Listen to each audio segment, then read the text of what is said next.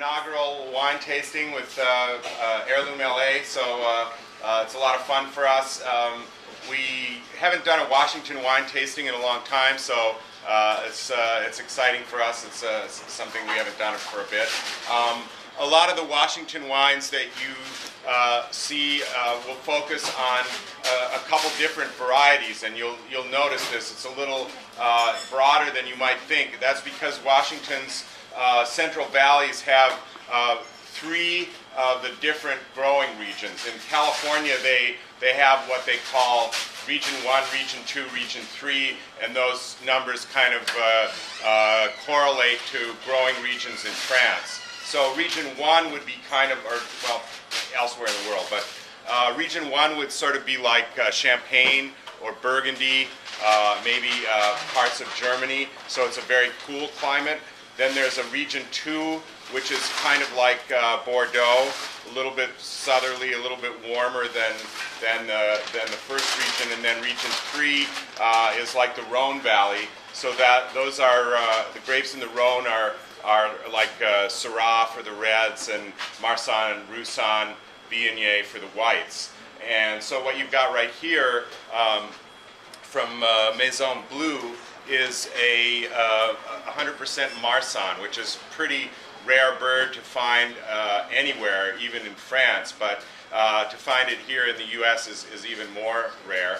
There's a few people that do it, but there isn't much of it that you get. So Coupé, I think Coupé does 100% Marsanne, but again, it's in real tiny quantities, so you don't see much of it.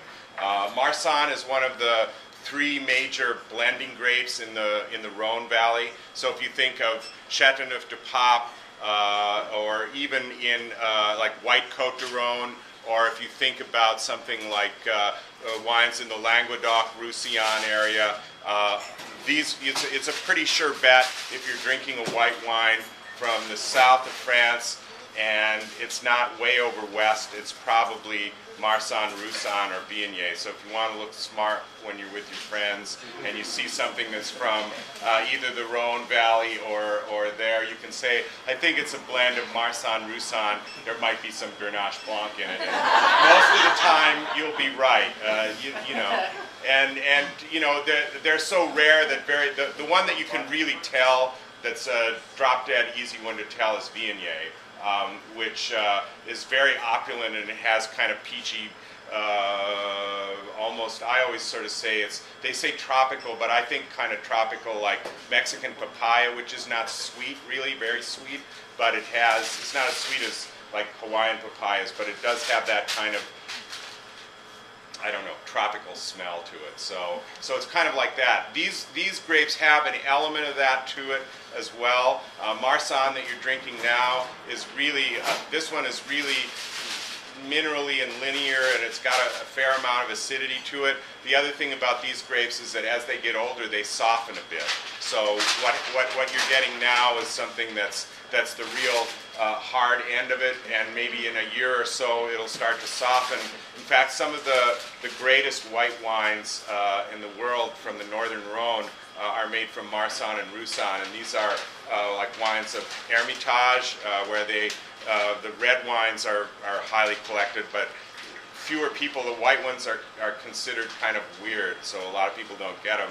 And the thing that I found, I can't say for sure if that's going to happen with this wine, but one of the weirdest things that I ever noticed in a wine situation was a while back, Randy and I worked at Campanile, and I had a wine on the list there that was it was a white Hermitage, and I opened it. The guy who'd been the sommelier before me had bought it, and somebody sent it back, and I tried it, and I go, wow, this wine is old, it's over the hill.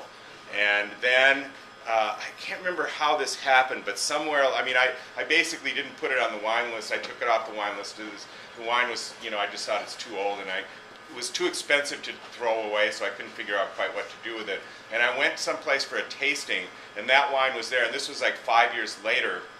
And usually when a wine is oxidized and it tastes like, you know, sort of musty apricots, it's just dead. But this wine, all of a sudden, like 5 years later, came back. And I mean, some wines go into what they call a dumb phase, and you taste them, and they're just not very interesting, kind of like dumb. But they're not bad, you know. That doesn't make you a bad person. But you know, usually if you're dumb, you stay dumb. And with this particular wine, it was dumb for a while, and then it got smart again. So you know, that taught me a lesson. There's always something to learn about it. But anyway, that's the kind of wine that we're doing here. The guy who makes this wine has gotten really high marks. This wine, we never talk about this stuff, but just because it's so weird, I will bring it up.